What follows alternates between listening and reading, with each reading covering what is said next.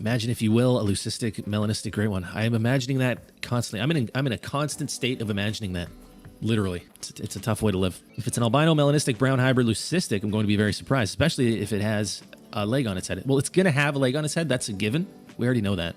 So that's a given. Don't be too surprised when you see the upright leg firing up into the heavens. That's just a guaranteed thing. It's just part of their genetics, you know? It's just part of their anatomy. It's just how they work. I hope the Mexican Piebald Great One is wearing a sombrero. Yeah, hopefully we'll get confirmation on that soon. I would imagine we'll probably get confirmation on whether or not the great ones in the Mexico map will have sombreros, probably right around the time when the map releases, I imagine.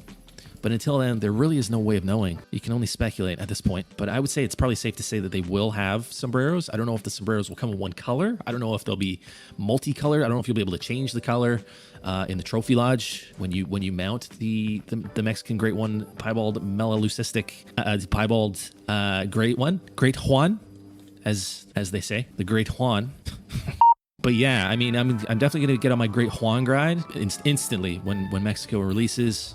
Probably not on the first day. I'll probably just explore, and then day 2 probably get on that Great Juan grind and see if they do indeed have the color changing sombreros that you can customize in the trophy lodge.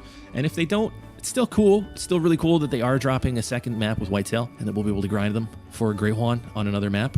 And then the other question is how is that going to affect their racks? Is that going to be one of the rack formations? Is that going to be one of the Great One racks? Will the hats affect the racks themselves, or will the racks protrude through? Will there be like an antler delivery system built into the sombrero so that the antler can protrude the way that it needs to naturally grow out of the actual head of the whitetail? Is that going to be a thing? That's another thing we don't know. Will the sombrero be built in such a way that the rack can actually fit underneath it? And if so, is that something that we want? Because if that's the case, we won't be able to see their racks at all. They'll be covered. So it gets to a point where you almost find yourself choosing between, the sombrero and the racks themselves. And, the further you go down this rabbit hole regarding, Great Juan mechanics, the questions just get deeper and deeper.